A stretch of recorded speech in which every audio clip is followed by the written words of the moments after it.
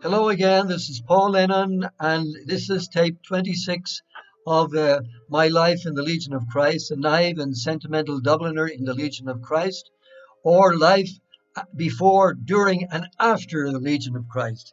And now, at this stage of the story, I'm more than halfway through my best selling autobiography, where, according to my detractors, I've made thousands of dollars.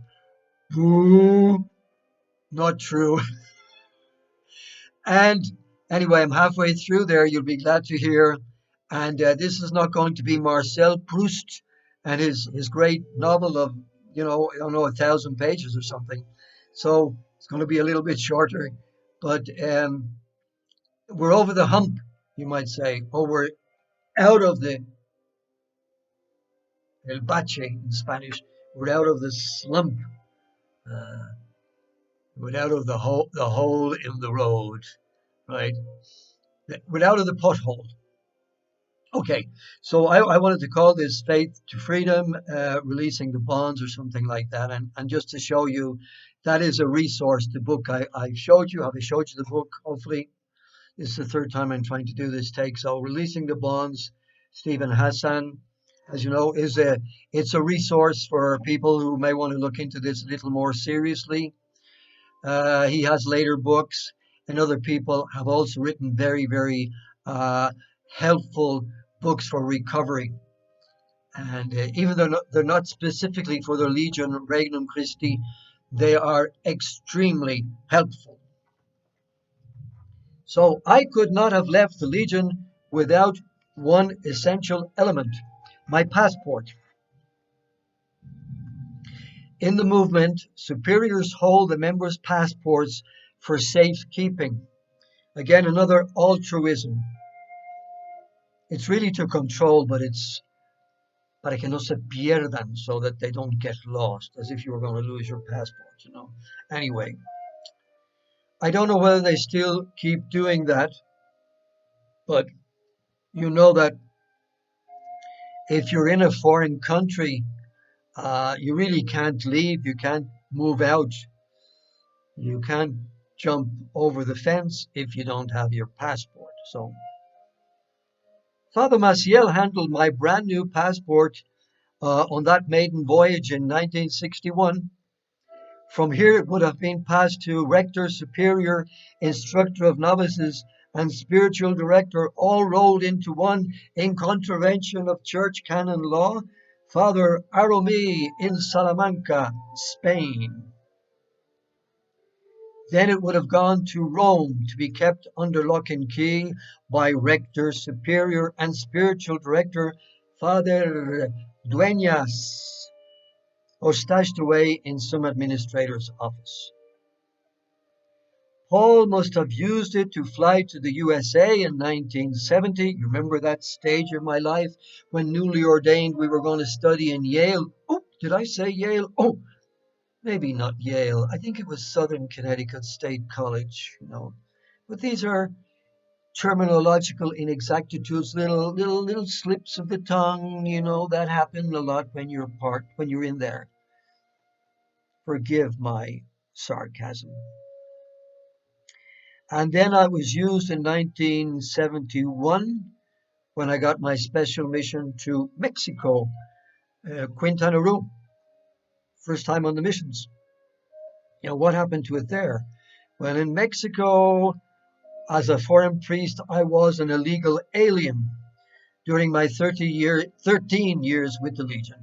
My passport was kept at the Central Administration Office on Melchor Ocampo Street in Mexico City under the care of El Señor Armando Arias, an ex-legionary who had always sucked up to Father Maciel and depended on him for his livelihood and other perks, like getting your children into the Instituto Cumbres, expensive private school in Mexico City, on a scholarship because you were one of the in people.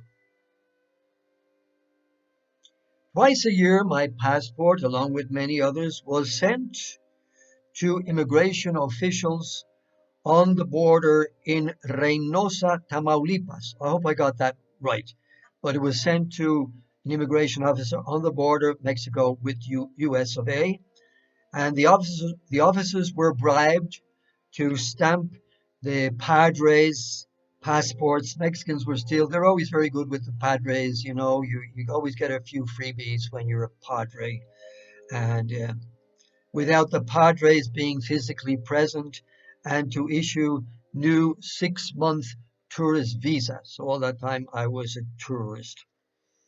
An exception could be made for those foreign legionaries on the Quintana Roo mission who could handle their own passports and secure visas more cheaply.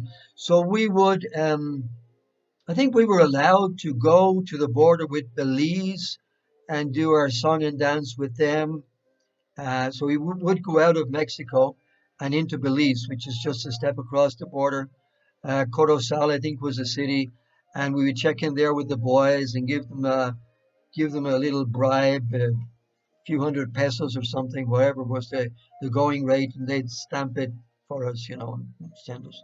Well, whoever it was, the Mexicans or the Belizeños. For a few hundred pesos discreetly inserted between the pages, collaborative and understanding Mexican officials obligingly issue the padres' visas as they joked among themselves.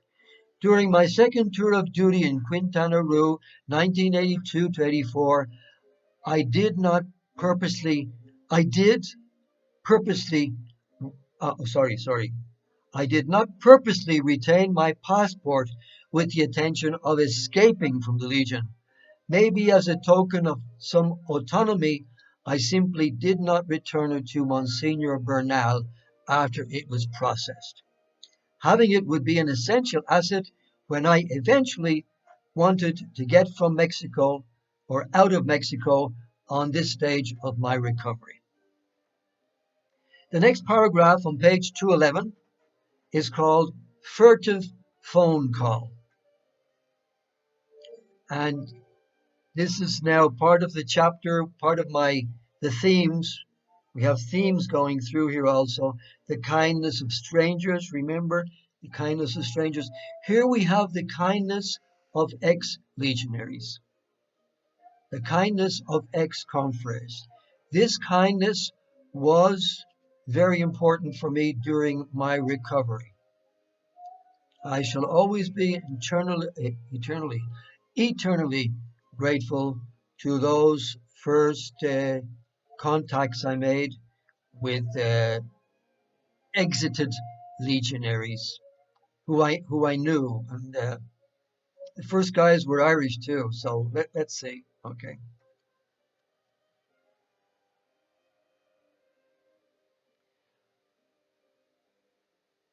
My trek to freedom began with a preliminary trip from Mexico City to Quintana Roo to begin cleaning up shop. I continued to drive around the state from one Legion house to another in my vehicle. I don't think it was a Jeep, it was a car, as far as I can remember. I can't remember. At the church offices of Christ the King Parish in Cancun, a furtive and tentative phone call in December 2004. Are we right?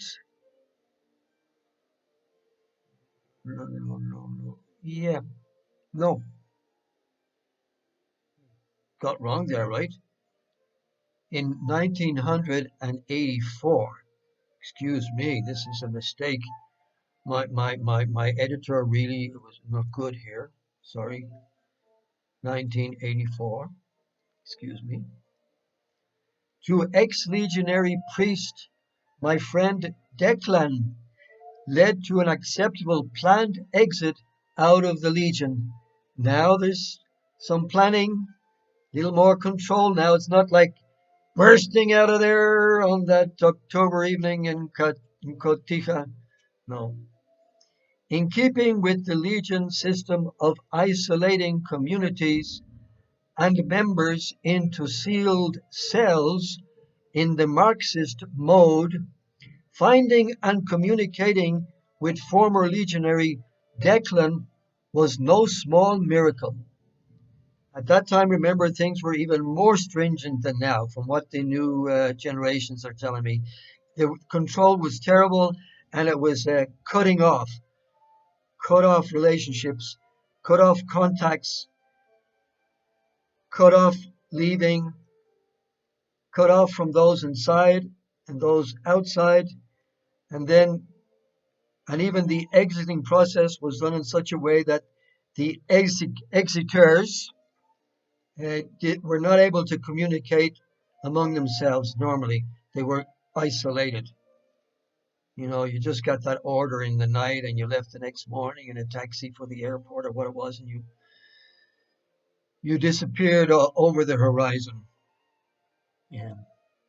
There was no normal way an active legionary could know what was happening to another confrere in another community, even in the Legion, or even whether he was still in the Legion, on special assignment, had left, or was missing in action. A year or so before the present episode, estando yo, as they say in Spanish, sorry, when I was in Chetumal or around that area in 1984, a young American woman I met personally, but I didn't actually meet her, but to whom I will be eternally grateful, traveled to Chetumal, Quintana Roo to work as an English teacher at Our Lady of Guadalupe Parish. She bore with her a card from a certain ex-legionary priest to be given to Paul. You can imagine here, are we talking divine providence?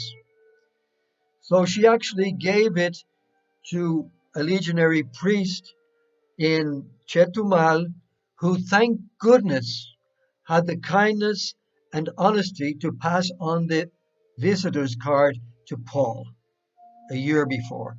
She found a way to get the card surreptitiously into my pocket. Well, it came through a priest. I'm not going. I had no particular reason or permission to contact that confrere at the time, but I kept the card for a rainy day I never suspected would come. And I'm going to stop here so that these episodes are not too long. Where is my friend?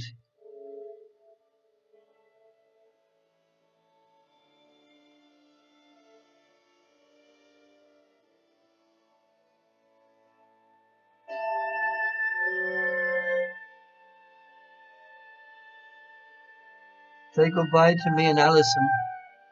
Take care until the next time.